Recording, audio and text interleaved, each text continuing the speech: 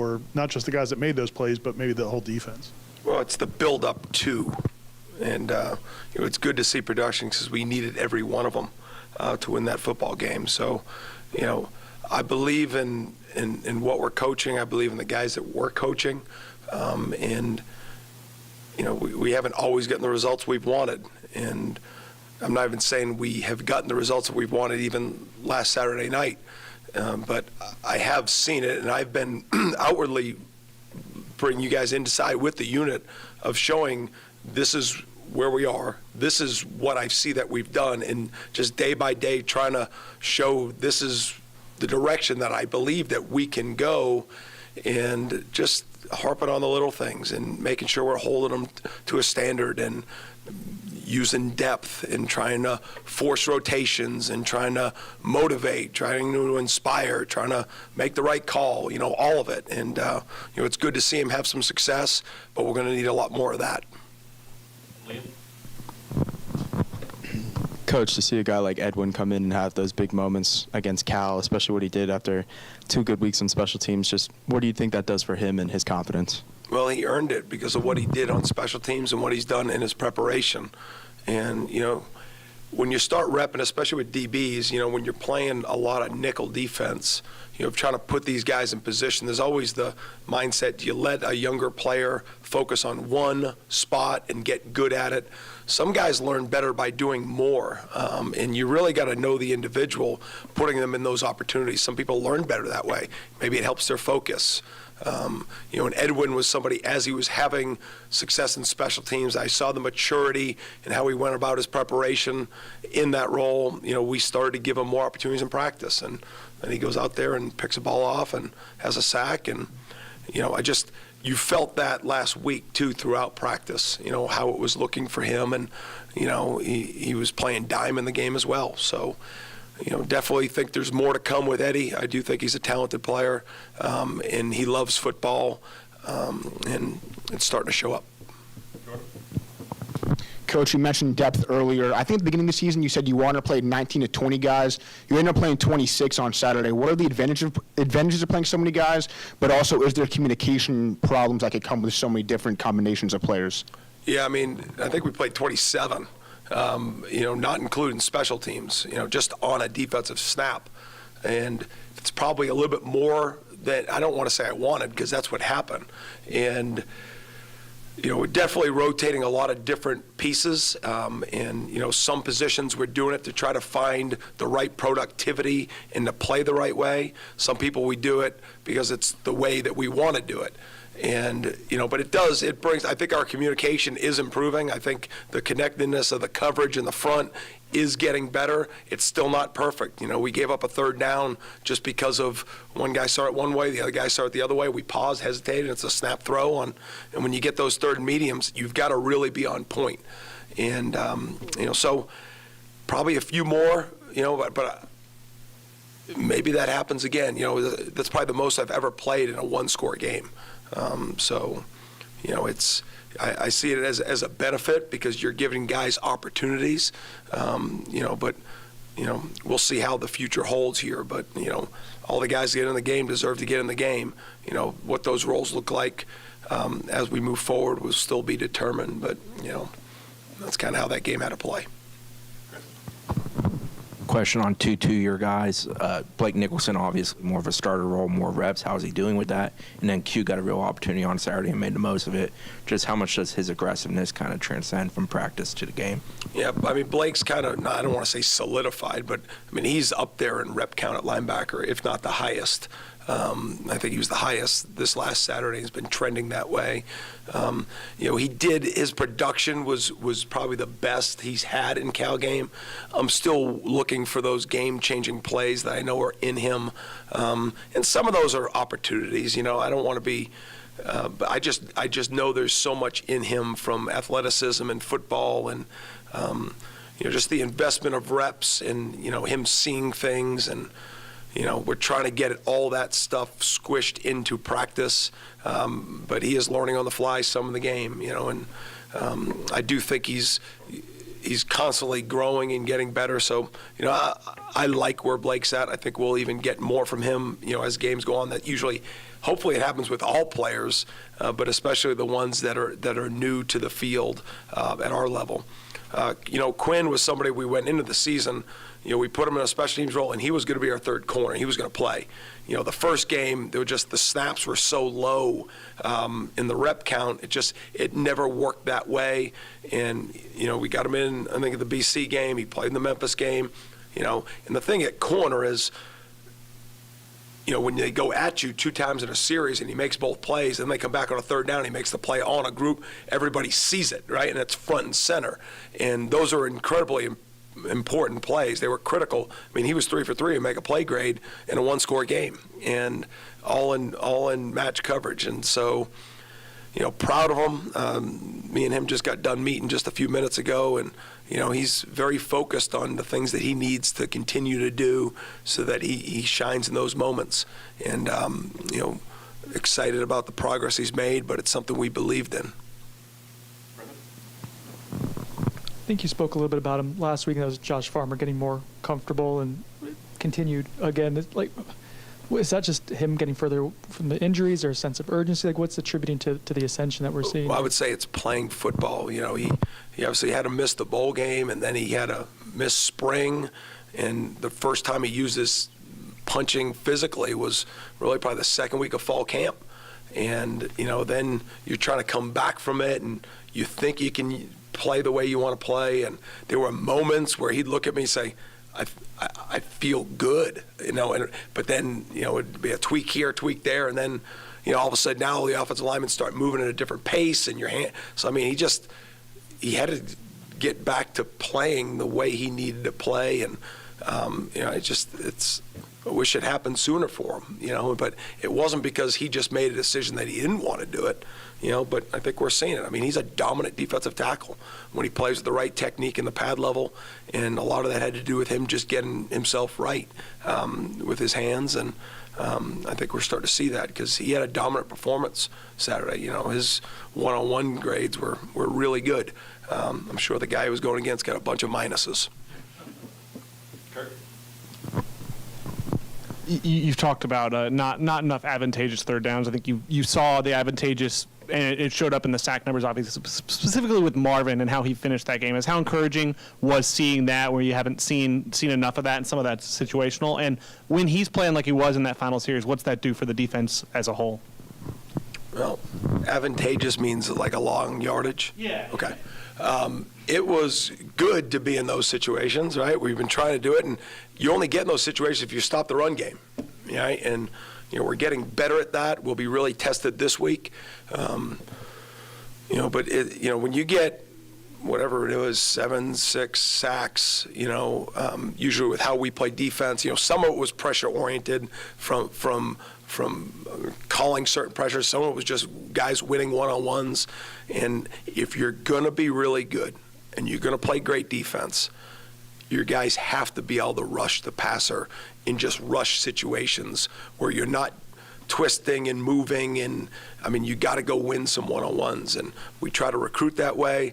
Marv had production, but I saw the production 6 months ago, on the practice field, and knew it was going to be there, but it just hasn't been.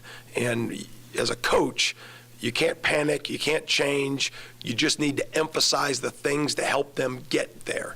And we've tried to do that, and regardless of success or failure, you've got to keep maybe finding a new way to say it, a new way to introduce it, a new drill, a new way to, talk and make sure that their mindset and they believe in themselves. And, it was good to see Marv, have success. I know he was as frustrated about the couple sacks that he missed as he was excited about the ones he made. I think he was more relieved, which I hate that for him because I want him to enjoy everything about this wonderful game. But he's a very talented player. He does care about this football team, and he wants to have success, and it was good to see him have some.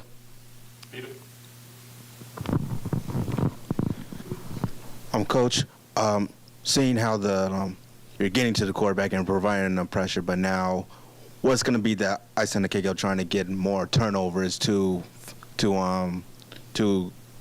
basically gonna have that basically connect with the pass rushing. But how much is going to be great to have more turnovers? What's going to be a challenge for that? Well, the offense turns the ball over. we take it away, right? So there's sort of a way to how we haven't done a good job of taking it away.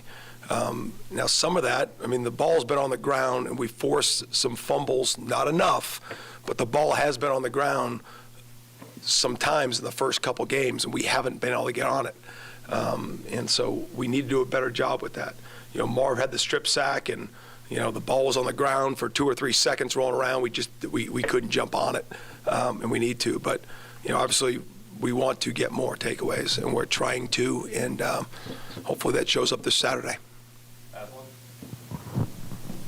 Coach, there's 3 drives. They had 15-play drive, 10-play drive, 13-play drive. They didn't get any points. Part of that's because their kicker wasn't Adam Vinatieri. But is there anything about the field gets shorter and then you guys are able to perform better, or is it just talent winning out? You guys are better than them up front, and that kind of shows out over the course of a 8, 9, 10-play drive? Yeah, long drives are bad, right? And usually that comes down to probably a third down stop.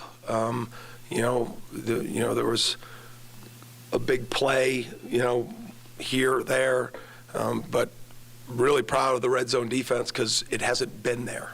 And so to keep a team out of the end zone for 60 minutes is a big deal. And, to hold them to field goal attempts, JP's got the numbers, you could probably ask him, but somehow, some way, the field goal attempts against us over the last couple of years, the percentage of makes have been pretty low. And I think our guys do a good job of rushing and forcing kicks, and again, you get credit when somebody bats the ball down and you beat LSU because everybody sees it. What you don't get credit for in general is when you have 6 hands 3 inches from the ball and he yanks it right or left, and we try to sell that to our guys as a statement that, that kid kicking the ball feels that. And so, JP will have a little bit more insight on the numbers of all that, but I think it's important. So, yeah, we're not baiting guys in a long drive so we can stop in the red zone. But if they happen to get down there, line up the field goal unit. That's what we're trying to get done. So, and they did a good job. No touchdowns in the red zone, no touchdowns in general. That usually bodes well to winning the football game. You talked already about playing 27 guys. I think Shaheem still played a lot, but I think he played 50 plays. And there were parts in the fourth quarter where he's probably your most experienced defender on the field, and he's on the sideline with other guys in there. Is that a concerted effort? Like, we've got to get young guys ready to play. We want them to play. How much of that is them earning that playing time, and how much of that is you just pushing playing time upon them to get ready for the rest of the season and the rest of their careers? Yeah, really good question because of the noticing of the rotations and all that stuff, Corey. That's good. One-score games, all we're trying to do is get the right guys in there at that moment. Honestly, I mean, there was even a series we put Ashland Barker and Devontae together. We played 5 safeties in the game. And so you guys have been with me. There's been times that we've had a safety play 77 plays in a game, and they don't come off the field. And so I'm for both of those scenarios as long as we're playing really good, and I'm working towards that. Two-parter. One as a follow-up to my question on Josh earlier. Like, when one of your best players put a dominant performance together, like, what kind of trickle-down effect does it have? And then the other question was on Pat Payton, and he talked about running to the ball more. Did you see that, and what kind of impact can that have when one of your better players is putting that level of effort? Yeah, trickle down from, obviously, your first one with Josh having a really good performance. I mean, that inspires guys, but I think the most important thing is the other 6 days of the week. And, if you have a gamer and he shows up in the game and he plays really well, I mean, that carries some weight because it'll go on the highlight film and guys will get excited, but that won't last very long. And when a guy does it right for 6 days a week and then he goes and has those days on Saturday, those are program changers. That's what changes programs. That's what changes the mindset of teams. And, I think Josh has silently gone to work, and it's really good that he's getting production. And, but that's the message to him, and that's the message to the entire team. Running the ball is not something that, we're losing, let's run the ball now. But it's got to be the way you play. And, I've been very direct in showing this is not what it looks like, and this is what it looks like. And, it's never going to be 100% to one end of perfection. But I will tell you, this week there were a lot of clips that I showed, and there were great effort clips in practice. And, you know, there were also some clips that I showed from Saturday night where we had 11 people around one ball carrier, and we were the only 11 people in the picture besides him. And those are really good clips. We're trying to earn more of those clips. What is it that Rhett Lashley's doing with that offense and the personnel he's currently using that will give you guys a challenge as a defense? You know, they had a really good year last year. You know, they've had a good year this year. You know, they run the football. They've made a change at quarterback here, sounds like permanently since the BYU game. And, you know, he brings some problems because he's an athlete that wants to get out of the pocket and run around and throw guys open. And if he doesn't, he's going to keep the ball and run around. And, you know, Coach Lashley's been really successful calling offensive plays for a number of years. We've competed against them throughout my career at all different places that I've been. He didn't become a head coach because he calls bad plays, you know. So he's done a nice job, and SMU's, you know, been really good on offense. But it starts because they've been able to run the football. And when you can run the ball and throw enough screens to keep people honest, then downfield pass game's going to show up. And you know, I don't want to simplify it, but you know, they're going to run the football until they feel like you're playing the run, and they're going to take their shots down the football field. And you know, obviously, it's not that simple, but that's kind of how their game plays, and it's been good enough for them to score 66 points last week. There was a play, I think, on their second to last drive where if the quarterback escapes the pocket, he's probably running into the end zone. And Patrick makes a diving, saving, probably a TD saving, maybe a game-saving tackle late in the fourth quarter on a hot night. I guess what does that say about his effort?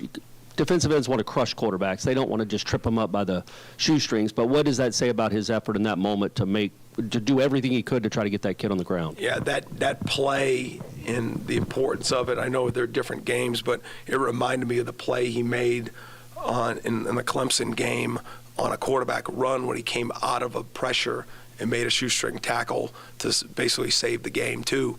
You know, he's got really good instincts. You know, he played really hard through that play, laid out, gave us everything he could, and that's what big-time players need to do. They need to show up in those games, those moments, and he did. But that was an enormous play because it was one of those, oh, it's going to be a sack. Oh, wait, there's space, and it's a backyard play, and, you know, guys got to stand up, and Patrick did, and he laid out and made a big-time play on that one that gave us another chance to win the game. Thanks, guys. See y'all.